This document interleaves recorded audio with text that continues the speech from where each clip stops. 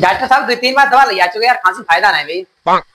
अच्छा 2-3 बार दवा ले जा चुके और का खांसी फायदा नहीं हो रहा नहीं, है? बिल्कुल नहीं। अच्छा चलो अच्छा देखते हैं। अभी देख रहे हैं। ले अच्छा ये दवाई है और ये सिरप है, 2-2 ढक्कन है सुबह दोपहर शाम, और जो सुबह शाम दवाई खाना। ठीक है। अगर इससे फायदा नहीं होता है तो अगली बार आना, साली की गोली मार देंगे खांसी।